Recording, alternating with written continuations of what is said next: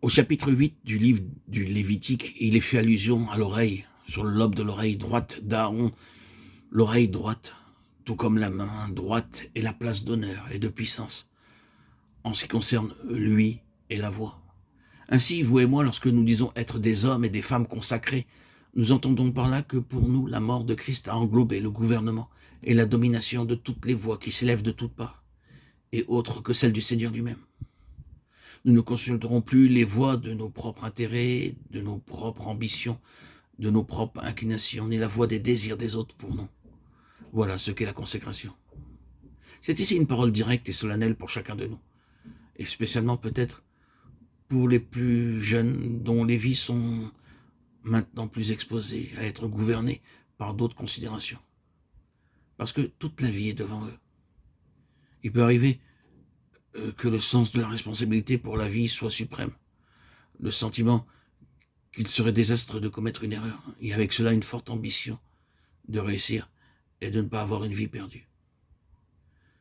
Mais que ceci soit votre loi pour toute votre vie, et si même le cours des choses pour vous peut vous sembler étrange et que les voix du Seigneur vous rendent souvent perplexes, si même vous êtes appelé d'une manière très intense à prêter l'oreille à l'exhortation qui nous est adressée dans le livre des Proverbes, confie-toi en l'Éternel de tout ton cœur et ne t'appuie pas sur ta sagesse, Proverbes 3:5. Vous comprendrez alors, plus tard, que tout aura contribué au succès de Dieu. Et après tout, y a-t-il quelque chose de plus important que cela, ou qui compte autant que cela? Le chemin sera peut-être différent de ce que vous aviez espéré ou pensé ou jugé raisonnable pour votre vie, mais peu importe. Pourvu que votre vie soit un succès au point de vue de Dieu. Voilà le secret. Une oreille vivante pour lui et morte pour tout ce qui vient d'une autre source que le Seigneur lui-même. Le chapitre 17e de l'évangile de Jean est un commentaire de cela. Ils ne sont pas du monde, comme moi, je ne suis pas du monde. Ah, si nous étions du monde, nous prendrions pour régler nos vies les jugements du monde, ce que le monde nous suggère comme étant le chemin du plus grand succès, de la prospérité et de l'avantage de nos vies. L'esprit du monde entre quelquefois dans nos propres cœurs et nous suggère la pensée qu'il pourrait être fatal de suivre un chemin ou un autre. Prêtez attention à cette voie, c'est se conformer à cet âge. Je vous exhorte donc, frères, par les compassions de Dieu, à offrir vos corps comme un sacrifice vivant, saint, agréable à Dieu, ce qui sera de votre part un culte raisonnable. Romains 12:1. Dès le début, le point du gouvernement suprême, c'est l'oreille. L'oreille doit être placée sous le sang pour être le véhicule du gouvernement de Dieu. Cela signifie que nous devons avoir une oreille spirituelle.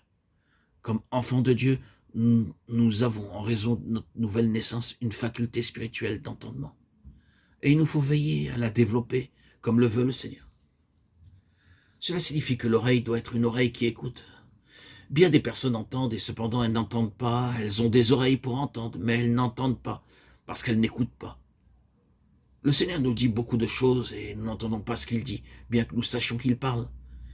Il doit y avoir dans nos vies une place tranquille pour le Seigneur. L'ennemi remplira nos vies d'autres voix, de demandes, de devoirs, d'impulsions, pour qu'il ne soit impossible d'avoir le fruit d'une oreille tranquille pour le Seigneur. Cette oreille doit être une oreille qui grandit en capacité. L'enfant a une oreille et il entend, mais il ne comprend pas toujours ce qu'il entend. Un bébé entend des sons et nous remarquons un certain signe que le bébé a entendu un son, mais le bébé ne comprend pas le son qu'il entend. À mesure qu'il se développe, il commence à connaître la signification de ces sons. Il doit y avoir de la même manière une oreille spirituelle, une oreille consacrée, marquée par le même trait de croissance et de progrès. De plus, cette oreille doit être une oreille obéissante, de sorte que, en entendant, nous obéissions. C'est ainsi que Dieu gouverne la vie dès son début.